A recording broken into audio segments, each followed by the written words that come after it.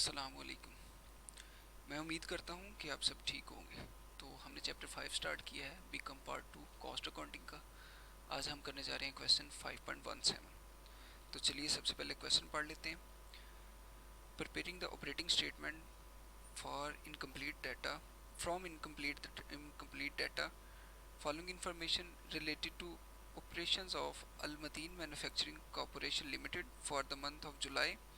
Direct labour question में given है, cost of good sold given है, और एफ जो है वो हमने 120% लेना है डायरेक्ट लेबर का। इन्वेंट्रीज का बैलेंस गिवन है जिसमें रॉ मटेरियल बिगनिंग एंडिंग है, वर्क इन प्रोसेस आपको बिगनिंग एंडिंग दिए हुए हैं, फिनिश गुड्स का ओपनिंग और एंडिंग बैलेंस दिया गया है। Marketing expenses 7.5% of sale, administrative expensive 5% of sale. Sales for the month आपको 55 लाख से गिवन है। तो चलिए शुरू करते हैं। सबसे पहले cost of good manufacturing statement है हमारे पास, तो उसमें ओपनिंग स्टॉक है। सबसे पहले ओपनिंग स्टॉक है हमारे पास 1,90,000 से। देन हमारे पास क्लोजिंग स्टॉक है 1,50,000 से। डायरेक्ट लेबर हमें गिवन है 9,50,000। हम पहले वो डाटा पुट कर लेते हैं जो हमें क्वेश्चन में गिवन है। उसके बाद हमारे पास ओपनिंग वर्क इन प्रोसेस है 4 लाख से, क्लोजिंग वर्क इन प्रोसेस है 4,40,000 से। ओपनिंग फिनिश गुड्स का बैलेंस है हमारे पास 5,60,000 से, और क्लोजिंग फिनिश गुड्स का बैलेंस है 6,20,000 से, और कॉस्ट ऑफ गुड्स सोल्ड का बैलेंस भी 32,50,000 से हमारे पास गिवन है क्वेश्चन में।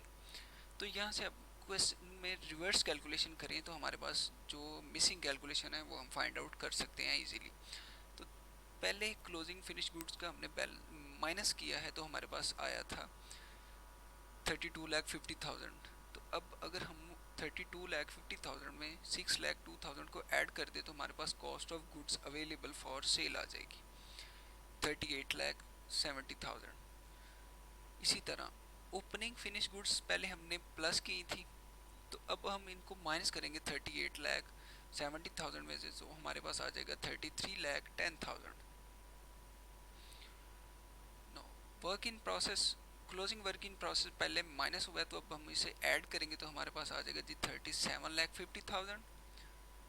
No, opening work in process है हमारे पास 4 लाख से, तो ये पहले ऐड हुआ है तो अब हम इसको लेस करेंगे तो ये हमारे पास आ जाएगा जी 33,50,000।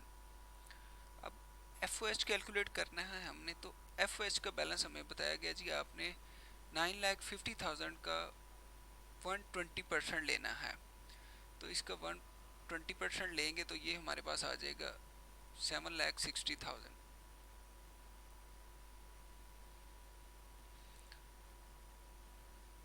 नो, अब हमारे पास आ गया ये बैलेंस।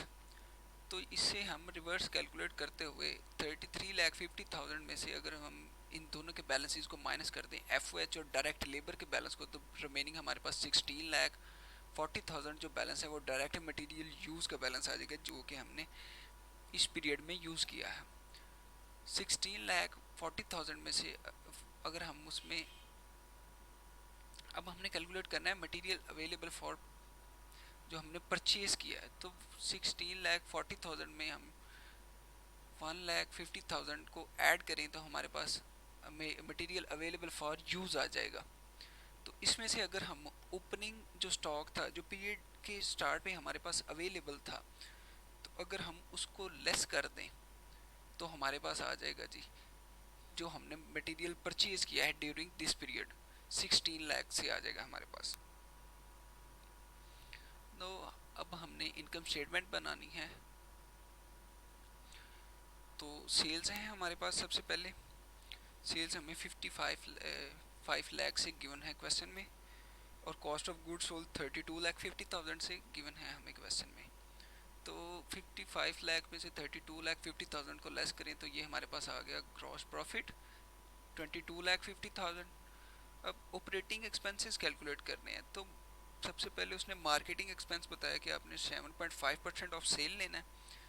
ये उसकी स्पोर्टिंग कैलकुलेशन है हमारे पास। 55 लाख का 7.5% ले तो ये 41 लाख 4,12,500 आ गया हमारे पास। अब एडमिनिस्ट्रेटिव एक्सपेंसेस है हमारे पास, तो इसका 5% लेंगे तो ये आ गया हमारे पास 2,75,000। दोनों का टोटल करें तो हमारे पास आ गया जी 6,87,500। तो 22,50,000 में से अगर हम 6,87,500 को लेस करें तो हमारे पास आ गई इनकम, आ गई हमारी बिफोर टैक्सेस। तो इस क्वेश्चन में हमें टैक्सेस तो गिवन नहीं है, तो क्वेश्चन गिवन नहीं है तो यही हमारा जो है वो नेट प्रॉफिट आ जाएगा हमारा आफ्टर टैक्सेस। आज के लिए इतना ही, मिलते हैं नेक्स्ट वीडियो में। तब तक के लिए अपना ख्याल रखिएगा और इस चैनल का भी ख्याल रखिएगा।